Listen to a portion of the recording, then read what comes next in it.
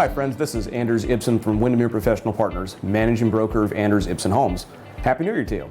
Now, if you happen to be a home buyer or thinking of entering the market, there's a really big change you have to be aware of.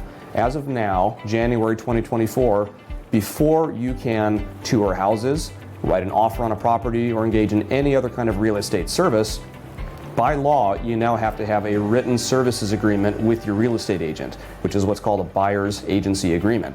Now, that's a pretty big deal, and you might be wondering what the basis is for that and how we got here. So my intent with this video is to really briefly explain how we got here, what even is a buyer's agency agreement, and is this a good thing for you as a home buyer? So let's take a look. For starters, what may surprise you is that the very idea of being a home buyer and having your own real estate agent is actually a really new concept, and it's also just an American concept. If you look at almost any other country, you have to go through the seller's agent to buy a house, just like buying a car with similar expectations. Prior to 1996, here in Washington State, if you wanted to buy a house, you were required to go through the seller's agent. And predictably, a lot of people didn't quite feel that agent had their best interests at heart, seeing as they signed a contract with the seller to get them the best outcome. So, in 1996, the state legislature passed what was called buyer's agency, which is this funny little notion that maybe people making the largest financial decision of their lives deserve their own representation, their own agent to negotiate on their behalf. And that's been the law ever since. Now, the question then became, how do these agents get compensated for all their work? And the model that emerged was what was called the firm sharing model, which effectively means firm A, we'll call it, representing the seller, the listing firm, offers a commission to firm B, the firm that has the buyer broker representing the home purchaser. The buyer broker brings a buyer to offer on the house, and in exchange, firm A gives a commission to firm B. And that's how it's worked for the last few decades until very recently, when we've had enormous multi-billion, with a B, class action lawsuits take place. The basis for these lawsuits, which is in a variety of different states, is along the lines of price fixing. Allegations that because compensation between these brokers is handled between firms, that doesn't give consumers enough choice or enough transparency to decide about the commission rates. And so it's an allegation of price fixing and collusion. But to get ahead of that, to our industry's credit here in Washington State, we actually amended our contract form to clarify that compensation for the buyer's agent actually comes from the seller, not the listing firm. That's a very subtle but important change. And so if you have purchased a home, or if you've known anyone who's purchased a home in the last couple of years, what you'll find on page 1 of the purchase contract is an actual section that outlines how much will the buyer's broker get paid. So this is already something that's no longer handled between a listing firm and a buyer broker firm. This is something that's directly negotiated between buyer and seller. And it's been that way for years now.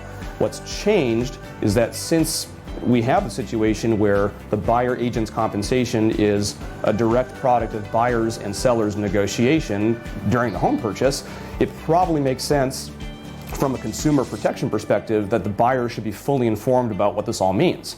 And so that's the basis of a buyer's agency agreement. All it really means is outlining how much your agent is going to work for, specifically giving the buyer the tools to negotiate with the seller for that compensation, and more clearly articulating what a buyer's rights are and what your broker's responsibilities are to you under state law. That's all it is.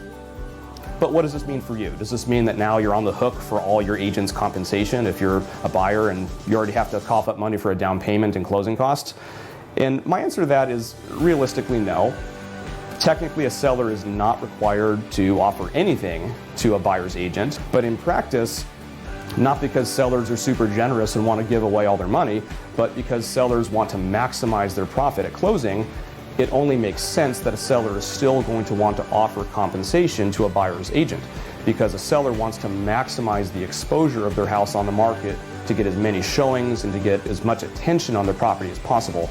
And that's not really going to change with these new rules. What is going to change is just having a more honest conversation about what this all means and just empowering you as a consumer to be able to negotiate better for it. That's what's changing, and fundamentally I think it's a good thing, because we've had this really toxic belief in the industry that the buyer's agent works for free, as if somehow this professional who studies the market puts a home search together for you, shows you homes, offers on a home for you, helps you negotiate with an inspection, and helps you get to closing. Somehow those are free services. Give me a break. Because really, if you think about it, regardless of what the rules are, the buyer is always the person who's been paying everyone. True, the seller's proceeds at closing are what pays both of the realtors and a myriad of different third parties, but where does that seller get the money from? It's not like they're paying people out of pocket. A seller's home equity is an imaginary concept unless and until a buyer brings an offer. It's your down payment and it's your home loan that are paying everyone.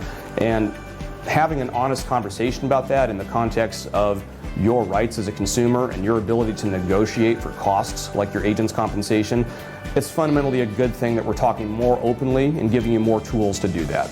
And that's really what's changing. And like I said, I think this is fundamentally a good thing.